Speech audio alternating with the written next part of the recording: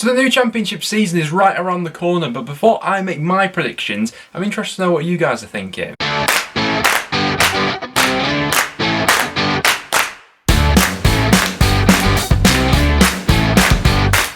Guys, welcome back to another video on the channel. Now, the other day I put a post out on the community tab basically asking you guys what are your expectations coming into this season. Who do you think is going to be a surprise player from your club? Who do you think is going to be the top scorer? And it's fair to say that we got some interesting responses. In today's video we're going to be going through some of your guys' answers. As always, if you do go to enjoy, make sure to leave a like. If we did 400 likes on today's video, that would be massively appreciated. Also, before we get into anything, I wanted to quickly plug the Patreon. We've got loads going on there at the moment. We're going to have 2 exclusive fantasy football leagues going on over there. We're going to have a Premier League one and a Championship one with prizes to be dished out at the end of the season. You can get involved in the Patreon exclusive prediction league that we're going to have on there next season as well as getting involved in the Discord, which is always good on match days, and also some bonus content on there as well, so do check that out. But without any further ado, let's hop into this one. Let's start out with Sam, who's a Derby fan, who came in with this comment: Derby, league position 24th, top goal scorer, own goals from other teams, player of the season not applicable, surprise player,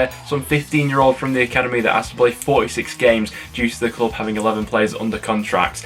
Yeah, at the moment it's not exactly an ideal situation for Derby, added to what is already a pretty grim situation with their financial situation. The other stuff that's happened over the last week or so hasn't exactly painted the best brush over the club, has it? With all the stuff that Rooney's been involved with off the pitch and in nightclubs and stuff like that. Added on to that as well, Jason Knight's going to be injured now, missing for the first few months of this season after Rooney had tackled him in training. I think that as things stand currently, probably a lot of people will be putting Derby 24th in their table. James thinks that Birmingham will finish in 12th place this season, with Djukovic being their top scorer, Ryan Woods being their best player, and their surprise player to be Chuck Shaniki for the season. And Niki's an interesting one, isn't he? He was a real impact sub for Charlton last season, scored a lot of goals for them coming off the bench. Obviously, we saw a brief bit of him in the Championship when Charlton were up here, but didn't get all too much of an opportunity. So if he is to be utilised in that sort of super sub role again for Birmingham, he could be quite an effective player. But I think that most Blues fans would be relatively quite happy with a 12th place finish. You know, I think that Birmingham are starting to look like they're trending in the right direction. I say that sort of cautiously because we've been in this situation with Birmingham in previous seasons and the rug's sort of been pulled underneath them from nowhere. But under Lee Bowyer, with the way things are going for them at the moment, 12th place would definitely cause some room for optimism. If you've not watched the video that we did on Birmingham and the sort of recap over their last decade the other day, make sure to go and check that one out. But yeah, that'd be a decent finish for Birmingham. Adam has Blackburn to finish in 18th, with their top scoring player of the season to be Ben Brereton and their surprise player to be Tyrese Dolan. I could definitely see that with Dolan, especially with Harvey Elliott no longer being there. Perhaps Dolan will be given a bit more licence in that team going into next season. He's definitely showed flashes from last season, but 18th would be a really disappointing season for Blackburn. But there doesn't seem to be all too much optimism around the club at the moment. You know, I've given my thoughts previously on Tony Mowbray. Transfer activity has been little to nothing so far. I think they're waiting to see what the outcome is going to be with Adam Armstrong until they finally themselves dip into the transfer market, because yeah, at the moment not looking great. Caden is back in Huddersfield for the playoffs, and not just that, but to finish 6th and be the playoff winners. That is a bold shout, probably the boldest shout we've seen so far. I mean, the player he's mentioned as their top scorer, Josh Koroma, is going to be absolutely central to Huddersfield's season this time around.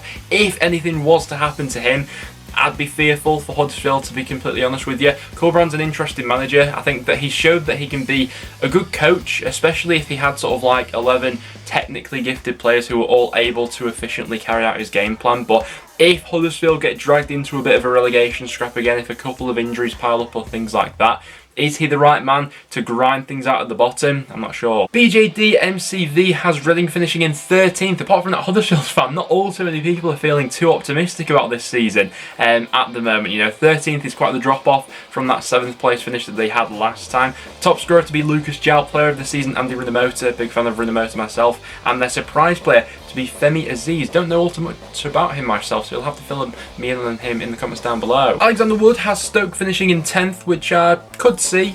Stoke have been, sort of, we've mentioned it in the past, like perennial underachievers in the Championship. 3 consecutive bottom half finishes. Needs to be top half this season for Stoke at a bare minimum for me. Top scorer Tyrese Campbell, yep, he will make an impact when he's back fully sharp and firing. Player of the season, Mario Varancic, I quite like that shout. I saw a few clips of Stoke's pre pre-season game against, it was Aston Villa, wasn't it? And Varancic scored an absolute beauty in that game. So yeah, very much looking forward to seeing him getting regular game time in the Championship again. Liam Kay, who's a Sheffield Wednesday fan, has them finishing in 10th in League One, with their top scorer being Josh Windass, player of the season Barry Bannon, and surprise player being Andre Green. Yeah, Andre Green's quite an interesting one. I think he could do with a real a coming of age season, as it were. Maybe similar to someone like a Malik Wilk from last season, you know. Andre Green at his last couple of clubs just hasn't quite clicked for him yet. But it's interesting though that the vast majority of Wednesday fans that I've seen so far on sort of social media and stuff like that don't think they'll be bouncing back at the first time of asking. League One's going to be a very tough league next season, as it always tends to be. You know, I know myself as a Preston fan, there's quite a lot of muscle around the top of the league, so it's interesting that a lot of Wednesday fans at the moment aren't backing themselves for the top 6. Although literally as I've just recorded this video, Sheffield Wednesday have completed deals for both Bailey Peacock-Farrell and Lewis Wing for the season. Two very strong players there, especially for League One. Lewis Wing especially, I thought he was great in the second half of last season with Rotherham. For League One, that's some business. Adam Hansforth has Swansea finishing in 14th at the moment, with their top scorer being Whittaker, player of the season being Grimes, and the surprise player also being Morgan Whittaker. Yeah, there's a lot of unknowns going on around Swansea at the moment, and at this point in time it's probably sort of a reasonable prediction. Obviously a lot can change in a couple of weeks, you know, between now and the start of the season. Should they bring in a couple of high quality loans, they get their managerial situation sorted. The latest manager that they've been linked to, by the way, Russell Martin, which I quite like the idea of. He played some lovely football with MK Dons last season, and after a couple of years of sort of Cooper ball, maybe that's what Swansea fans want to sort of get back to. So yeah, a lot of unknowns about Swansea at the moment, but at this point in time, it's probably a fair shout. Finally here though, we have some optimism in the comment section. West Brom position first, top goal scorer Pereira if he stays, or Colin Grant. Player of the season Pereira/Moa, and surprise player remains Sawyers. Sawyers is an interesting shout. He was someone who I thought would kick on in the Premier League last season, but it just didn't happen for him at all, did it? So yeah, he's definitely someone who's got a bit of a point to prove this season, and should he be given the opportunity and he, you know, performs well, would probably turn out to be a surprise player, but the jury's still out on him, I think. Abdul Talks Football has Sheffield United finishing 3rd in the league, with their top scorer being Lees Mousset, player of the season being John Fleck, and their surprise player being Ryan Brewster. If Brewster and Mousset can form some sort of chemistry between themselves and they both hit the ground running, Sheffield United could be an exciting side to watch this season, but there's a lot of if, buts and maybes that are sort of plastered in throughout that statement. Very much excited to see how Jokanovic is able to put his stamp on that side after, you know, Chris Wilder's been there for so long. I think most of the optimism in the comment section down below right now though is coming from the fans of the newly promoted clubs. Raphael Donnelly has Peterborough finishing in 13th, with their top scorer being Jack Marriott, which is quite an interesting shout. Player of the season Semi Smolix, looking forward to seeing him back in the Championship when things didn't quite click for him and work out at Bristol City. Surprise player Ricky J. Jones, yeah, very interesting up and coming young player. Got a bit of game time sort of off the bench last season, so I'm interested to see how much he plays this time around. But yeah, bold chap finishing 13th. Fregan Brooker has Hull finishing in 18th, so also backing them to survive. Top goal scorer being either Malik Wilkes or Keane Lewis Potter. The surprise player, another young player who I'm interested to see how he steps up to the Championship this season, in Jacob Greaves. Really good for Hull last season at the back. I think they kept 20 league clean sheets, Hull, last time around, didn't they? Still really quite young, I think he's only 20, but he's got all the attributes to really go ahead and kick on this season. Uberskill123 has Barnsley finishing in 14th, with their top goal scorer being Coley Woodrow, player of the season being Styles, and surprise player being Devante Cole. Yeah, Devante Cole would be a bit of a surprise player if he really does hit the ground running for Barnsley next season, but 14th is quite the drop off. Obviously there has been quite a lot of changes at Oakwell over this summer so far. I think that most people are expecting a little bit of a natural drop off after how great last season was, but it is interesting, isn't it? You know, apart from the 3 clubs probably coming down from the Premier League and the 3 teams coming up from League One,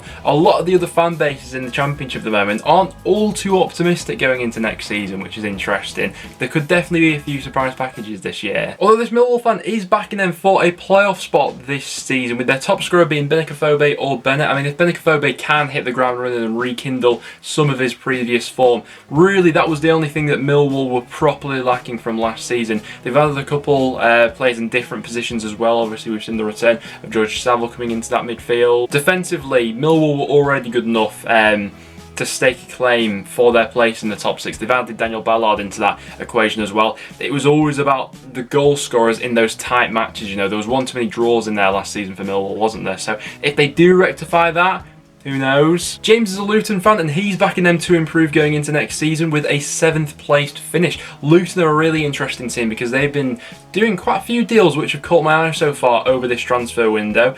He's backing their player of the season to be Sluga. I mean, what we've seen from him so far in the Luton shirt is he is improving season upon season, and he's backing him to go ahead and pick up 18 clean sheets, which would be something. Surprise player Jordan Clark, not a surprise to us, but to general Championship fans who don't seem to rate him as highly as we do. Yeah, Jordan Clark, especially if he is even more involved in an attacking sense next season. He was a bit of a gem that they picked up from Accrington the other year, wasn't he? Luke Brumpton is backing Middlesbrough for the playoffs. He's backing them to finish in 5th place, with their top scorer being Akpom, surprise player of the season being Jed Spence, and their player of the season to be Dale Fry. Now, Middlesbrough are potentially making some waves in the transfer market at the moment. If they get a couple of these deals done for these South American players that they're chasing at the moment, Borough really could be a force to be reckoned with next season. And then we'll finish off with Jake Snell, who is a Fulham fan, backing them to finish 1st in the league. Top goal scorer to be Mitrovic. Player of the season to be Harrison Reed. I quite like that chat, actually. I'm a massive fan of Harrison Reed. And then the surprise player of the season to be Alfie Mawson. Fulham, pound for pound right now, probably coming into the season at the moment with